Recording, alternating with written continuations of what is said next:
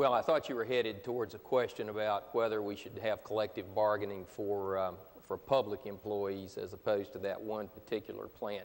North Carolina historically has not been a state that has been supportive of unions or of various components of that.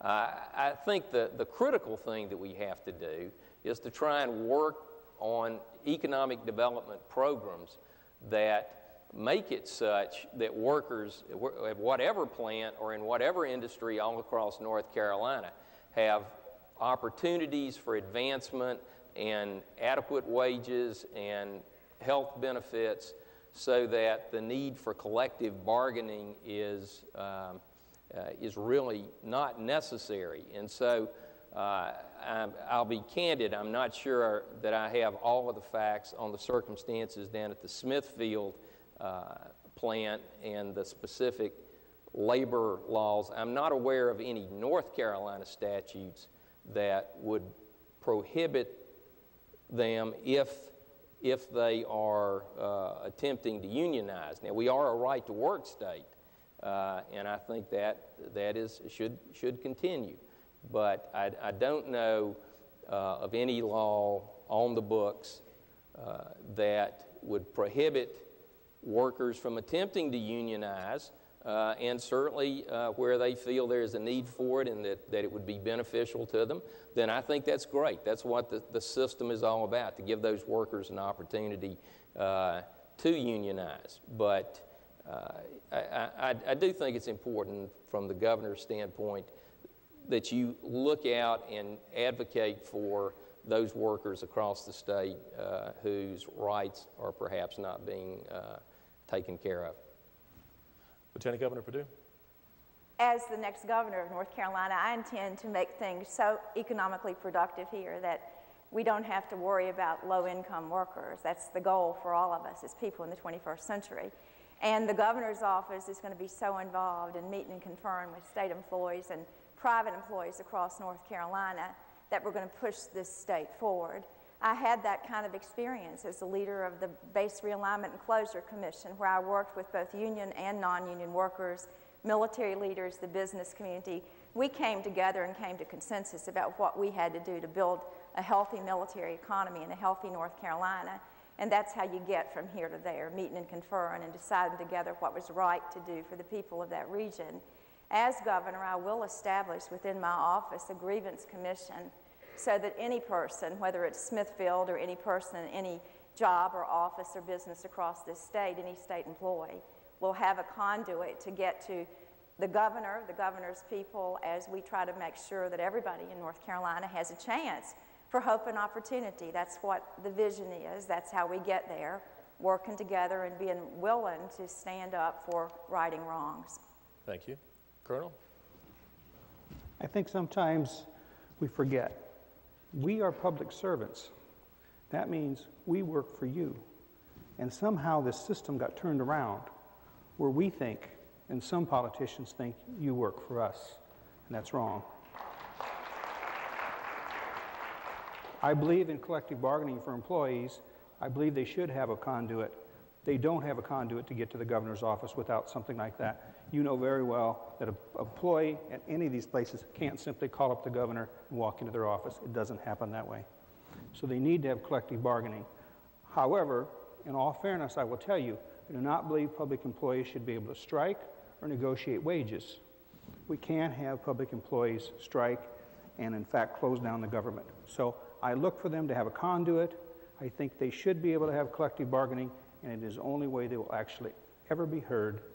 And we, again, we, as the servants, the people, must allow them to have that. Thank you. Treasurer Moore.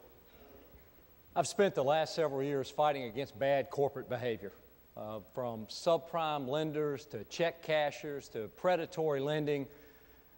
Bad corporate behavior doesn't do anybody any good. It's not good for the shareholders. It's not good for employees. As best I can tell from what I read, I don't like what's going on down in Tar Heel and those Smithfield plants, and I applaud Reverend Barber and the NAACP for calling it what it is. And I will tell you, as our next governor, the person who has to sit down and decide whether we're going to hand out benefits, incentives to get companies to come to North Carolina. Nobody's going to get one nickel of taxpayer money unless it's an ironclad promise they're bringing good jobs to North Carolina, because those are not the kind of jobs that we need, and we have got to do a better job. I also believe that workers who work for private companies ought to have the right to band together, and part of that banding together means they ought to get a chance to have a real election, not those elections like in Siberia, Russia, where somebody stands over your shoulder and tells you who to vote for, but a fair election. That's not happening today, and I'm going to change that.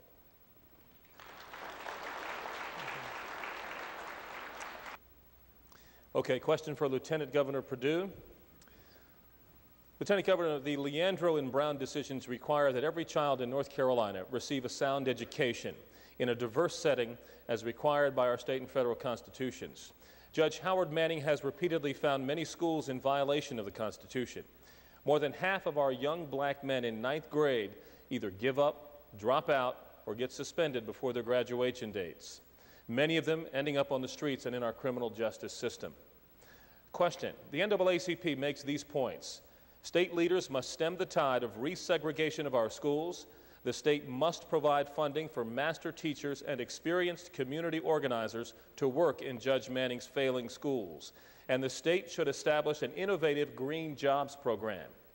As governor, how can you make that happen?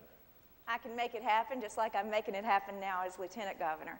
I really do believe, as a former teacher and as a legislator and as lieutenant governor and as a citizen of this state, that every child deserves the best education possible with a really great, high-performing teacher in that school and a fabulous principal leader.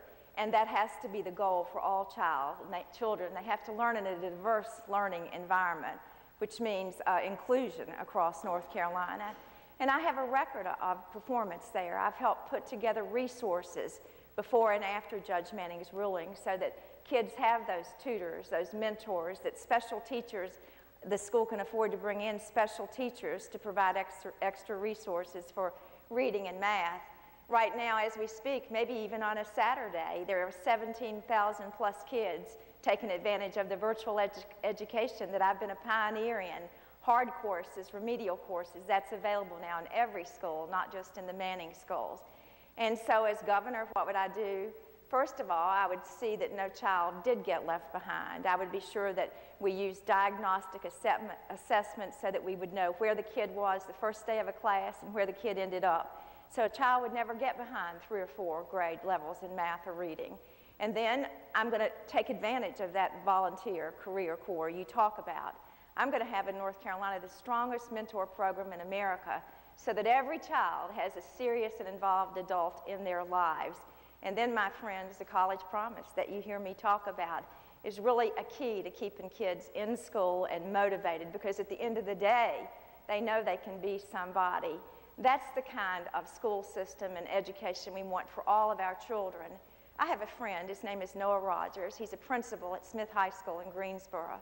He's incredible. One of his young African-American students told me last month, you know, Dr. Rogers has taught me what high expectations is.